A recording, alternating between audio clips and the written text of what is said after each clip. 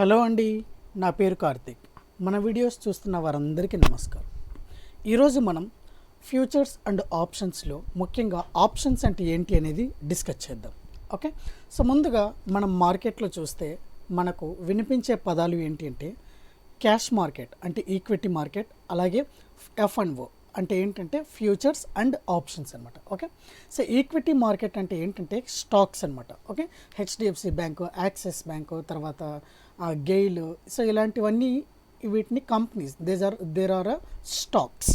Okay, అలాగే futures and ఆప్షన్స్లోకి వస్తే ఇవి ఈక్విటీ మార్కెట్కి భిన్నంగా ఉంటాయి అన్నమాట. అవి ఎలా అంటే futures are nothing but a contracts.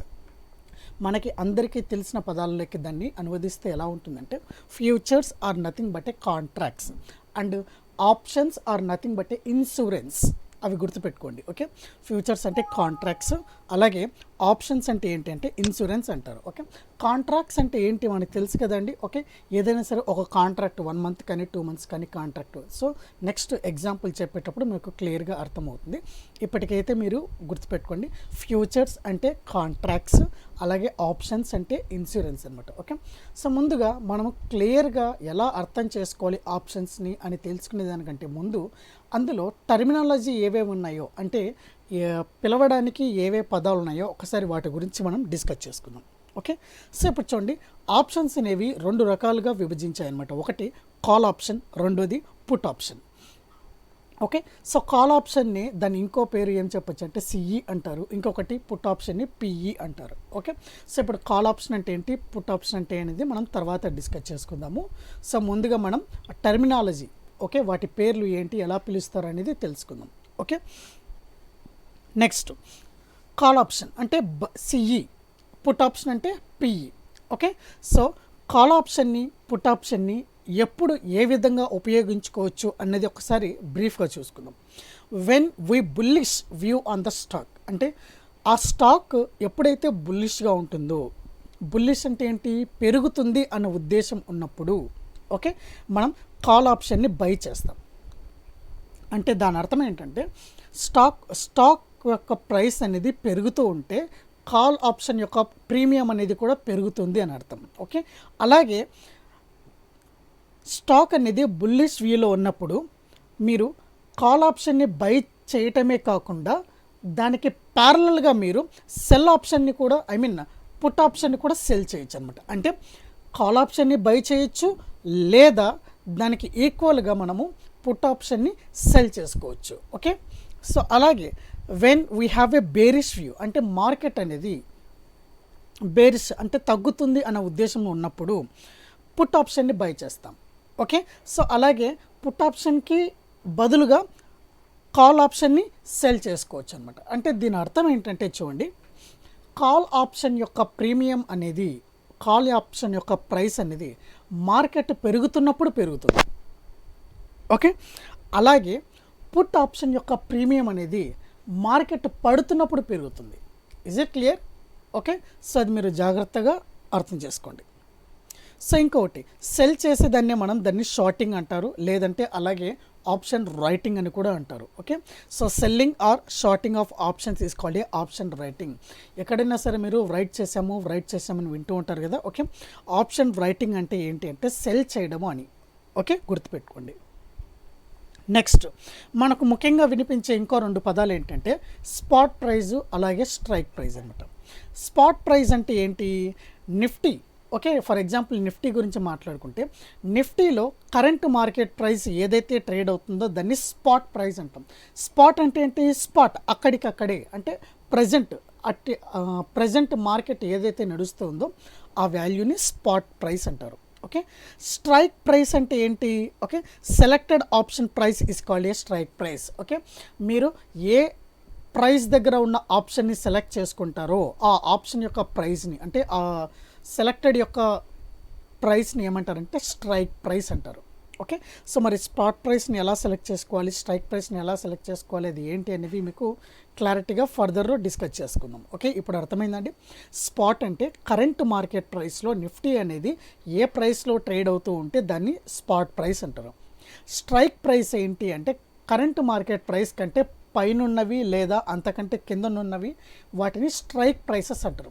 ఉదాహరణకి కరెంట్ మార్కెట్ ప్రైస్ అనేది 9,000లో నడుస్తూ ఉంటే 9,000 అనేది మనకు స్పాట్ ప్రైస్ అవుతుంది. ఓకే, 9,000 పైన ఉన్నవి అన్నీ లేదా 9,000 కంటే కింద ఉన్న ప్రైసెస్ అన్నిటినీ స్ట్రైక్ ప్రైస్ అంటారు. క్లియర్, అర్థమైందండి? ఓకే, నెక్స్ట్ ముఖ్యంగా ఇంకో 3 పదాలు తెలుసుకోవాల్సినవి ఏంటంటే ATM, ITM, OTM. Okay, ATM అంటే ఏంటి అంటే అర్ధ మనీ అంటారు. అర్ధ మనీ అంటే ఏంటి అంటే ఫర్ ఎగ్జాంపుల్ నేను ఉదాహరణకి నిఫ్టీ తీసుకున్నాను. నిఫ్టీ కరెంట్ మార్కెట్ ప్రైస్ ఏదైతే నడుస్తుందో ఓకే ఆ మార్కెట్ ప్రైస్కి దగ్గరగా ఉన్న స్ట్రైక్ ప్రైసెస్ని అర్ధ మనీ అంటారు. ఓకే, సో ఇప్పుడు చూడండి ఇవన్నీ స్ట్రైక్ ప్రైసెస్ అనమాట. ప్రజెంట్ నిఫ్టీ ఉదాహరణకి ప్రజెంట్ ఇక్కడ నడుస్తూ ఉంది 9,000 to 900లో నడుస్తూ ఉంది. ఓకే, సో స్పాట్ ప్రైస్కి దగ్గరగా ఉన్న ప్రైసెస్ ఈ రెండు కదా, వీటిని ఏమంటారు? అర్ధ మనీ అంటారు. అర్థమైంది? స్పాట్ ప్రైసెస్ దగ్గరగా ఉన్న వాటిని ఏమంటారంటే అర్ధ మనీ అంటారు. ఓకే, సో అలాగే కాల్ ఆప్షన్లో తీసుకుంటే స్పాట్ ప్రైస్ కంటే తక్కువ ఉన్న ప్రైసెస్ అన్నిటినీ ఇన్ ద మనీ అంటారు. ఓకే, ఇప్పుడు చూడండి కాల్ ఆప్షన్ యొక్క వ్యూ ఎలా ఉంటుంది? బుల్లిష్ అంటే ఏంటి? ఎక్కడికి ఉంటుంది? హై స్ట్రైక్ ప్రైస్ వైపు ఉంటుంది అనమాట. చూడండి హై స్ట్రైక్ ప్రైస్ వైపు. అలాగే పుట్ ఆప్షన్ యొక్క వ్యూ ఏంటి? లోయర్ స్ట్రైక్ ప్రైస్ వైపు. ఇది లోయర్ స్ట్రైక్ ప్రైస్ వైపు ఉంటుంది అనమాట. ఓకే, సో ఇప్పుడు చూడండి హయ్యర్ స్ట్రైక్ ప్రైసెస్ని అవుట్ ఆఫ్ ద మనీ అంటారు కాల్ ఆప్షన్లో. అలాగే లోయర్ స్ట్రైక్ ప్రైసెస్ని ఇన్ ద మనీ అంటారు. అలాగే పుట్ ఆప్షన్ లేక వచ్చేసరికి హయ్యర్ స్ట్రైక్ ప్రైసెస్ అనేవి ఇన్ ద మనీ అంటారు. అలాగే లోయర్ స్ట్రైక్ ప్రైసెస్ని అవుట్ ఆఫ్ ద మనీ అంటారు. ఓకే, సివి టర్మినాలజీ అనమాట. వీటిని అయితే మనం జాగ్రత్తగా గుర్తుపెట్టుకోవాలి. ఏమండి, అర్థమైందండి? ఓకే, సో ఇది ఒకసారి పాజ్ చేసి మీరు నోట్ చేసుకోవాలంటే నోట్ కూడా చేసుకోవచ్చు అనమాట. ఓకే, మీకు క్లియర్గా అర్థమవుతుంది. ఓకే అండి, సో ఇప్పుడు అర్థమైందా మనకు ఆప్షన్ అనేది ఎన్ని రకాలు, సో అందులో ఏవేవి ఉన్నాయి, మనకు టర్మినాలజీ అనేది ఇప్పుడైతే మనం తెలుసుకున్నాము. సో ఇప్పుడు మనము క్లియర్గా ఆప్షన్స్ అంటే ఏంటి, ఫ్యూచర్స్ అంటే ఏంటి అనేది మనం క్లియర్గా తెలుసుకుంటాం. ఓకే, ఫర్ ఎగ్జాంపుల్ ఉదాహరణకి రాకేష్ అనే వ్యక్తి తన ఫ్లాట్ని అమ్మకానికి పెట్టాడు. ఓకే, నేను ఆ ఫ్లాట్ని కొనాలని రాకేష్ దగ్గరికి వెళ్ళి అడిగాను అనమాట. సో అప్పుడు రాకేష్ అనేవాడు నాకు ఆ ఫ్లాట్ యొక్క కరెంట్ మార్కెట్ ప్రైస్ అంటే మార్కెట్లో ఏదైతే నడుస్తుందో ఆ కరెంట్ మార్కెట్ ప్రైస్ అనేది 10 lakhs అని చెప్పాను అనమాట. ఓకే, సో నేను చెప్పాను ఓకే 10 lakhs కరెంట్ మార్కెట్ ప్రైస్కి 10 lakhsకి నేనైతే పే చేస్తాను. బట్ కానీ నేను అనేది ఆ ఫ్లాట్ అనేది 1 monthలో తీసుకుంటాను ఓకే అని చెప్పాడు అనమాట. అంటే ఏంటి, 10 lakhs డబ్బులు నా దగ్గర ఇప్పుడు ఇవ్వడానికి ఒకేసారి నా దగ్గర లేవు. కాబట్టి నేను ఆ ఫ్లాట్ని ఇదే ప్రైస్కి నేను 1 monthలో తీసుకుంటాను. దానికి గాను నేను నీ దగ్గర నీకు అడ్వాన్స్ ఇచ్చి దానికి కాంట్రాక్ట్ రాయించుకుంటాను అని చెప్తాను. అంటే దాని అర్థం ఏంటంటే ఓకే రాకేష్ అమ్మాలనుకున్న ఫ్లాట్ 10 లక్షలకి అయితే అమ్మాలనుకుంటున్నాడో ఓకే 10 lakhsకి ఆ ఫ్లాట్ని నేను కొనాలనుకుంటున్నాను. దాని యొక్క అమౌంట్ 10 lakhs అనేది 1 monthలో పే చేయాలి. ఓకే, సో ఇప్పుడు కాంట్రాక్ట్ నోట్ మా ఇద్దరి మధ్య ఒక కాంట్రాక్ట్ నేను ఏం రాసుకుంటానంటే అడ్వాన్స్ నేను 50,000 తనకి ఇచ్చి ఓకే అర్థమవుతుందా అండి, ఒక 50,000 తనకి అడ్వాన్స్ ఇచ్చి కాంట్రాక్ట్ నోట్లో వితిన్ మంత్ అంటే 30 days లోపల రిమైనింగ్ అమౌంట్ అనేది నేను పే చేస్తాను. పే చేసి ఆ ఫ్లాట్ నేను సొంతం చేసుకుంటాను అని కాంట్రాక్ట్ రాసుకుంటాను అనమాట. ఓకే, అలా కాంట్రాక్ట్ రాసుకోవడమే ఫ్యూచర్స్ అంటారు. ఏమండి, అర్థమైందా అండి? ఓకే, సో ఇప్పుడు నేను 50,000 అడ్వాన్స్ తనకి ఇచ్చి ఒక కాంట్రాక్ట్ నోట్ అయితే నేను రాసుకున్నాను అనమాట. ఓకే, సో ఇప్పుడు నేను 1 monthలో ఎప్పుడైనా సరే తన దగ్గరికి వెళ్ళేసి ఓకే 10 లక్షలకి ఆ ఫ్లాట్ అనేది నేను కొనుక్కోవచ్చు. అర్థమవుతా అండి? సో అతను కూడా నాకు 1 monthలో నేను ఎప్పుడు వచ్చినా కూడా నాకు 10 lakhsకే 10 lakhsకే ఆ ఫ్లాట్ అనేది నాకు అమ్మాలి. అది ఒప్పందం, ఇద్దరి మధ్య ఒప్పందం, that is a contract.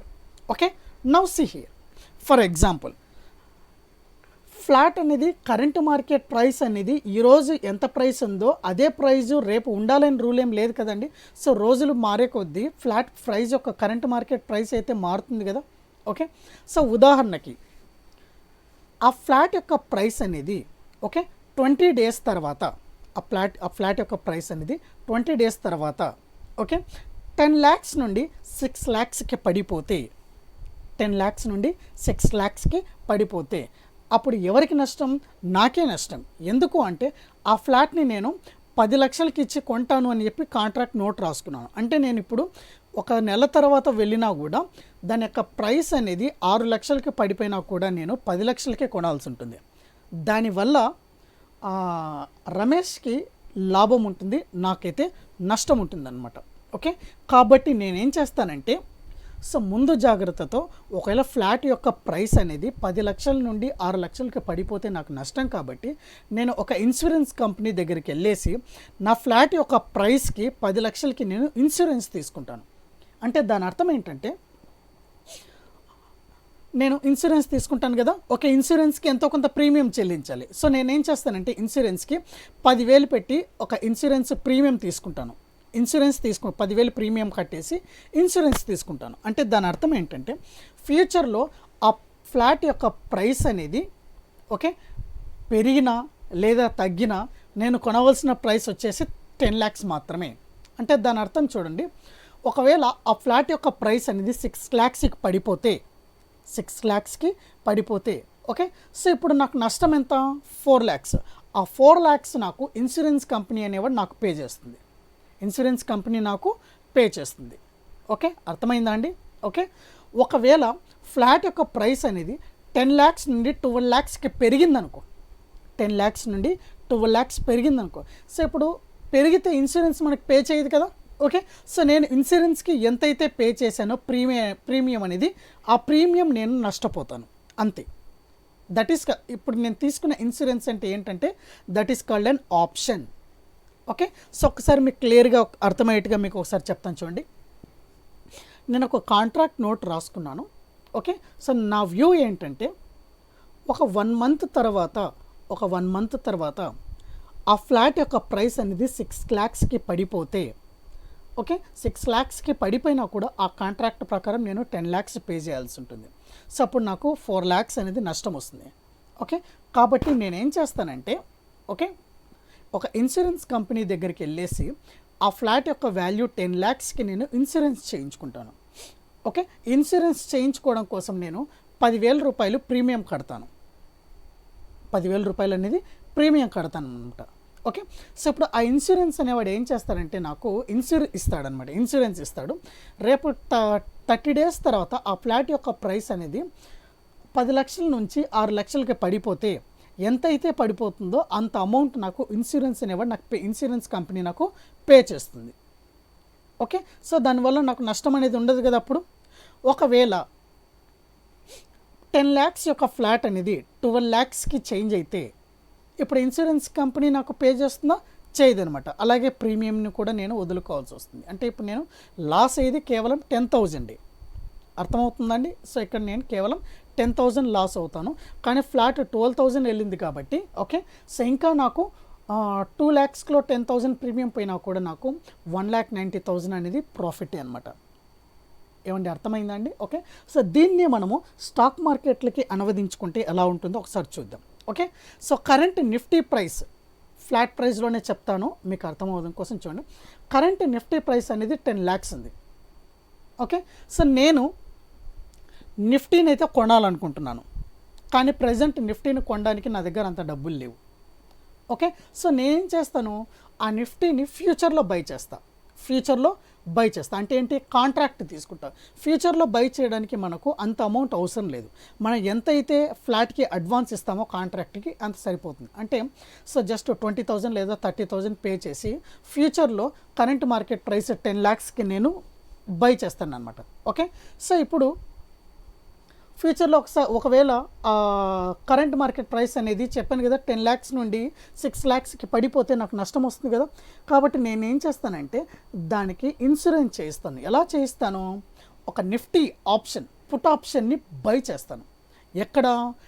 10 lakhs దగ్గర బై చేస్తాను. పుట్ ఆప్షన్ని 10 lakhs దగ్గర బై చేస్తాను. ఓకే, సో ఇప్పుడు నిఫ్టీ యొక్క కరెంట్ మార్కెట్ ప్రైస్ అనేది 10 lakhs నుంచి 8 lakhsకి పడిపోయింది అనుకో. ఓకే, సో ఇప్పుడు పుట్ ఆప్షన్ పెరిగిపోతుంది కదా ప్రీమియం, ఆ పెరిగిందంతా నాకు ప్రాఫిట్ వస్తుంది అనమాట.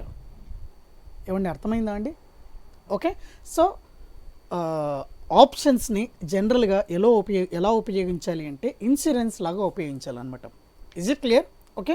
సో ప్రజెంట్ ఇప్పటి వరకైతే మీకు ఆప్షన్స్ అంటే ఏంటి, వాటిని ఎలా ఉపయోగిస్తారు అనేది, అందులో ఏమేమి ఉన్నాయో అయితే చెప్పానండి.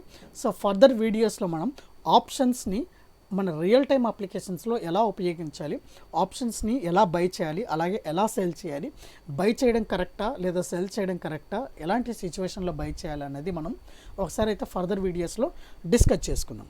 ఓకేనా అండి?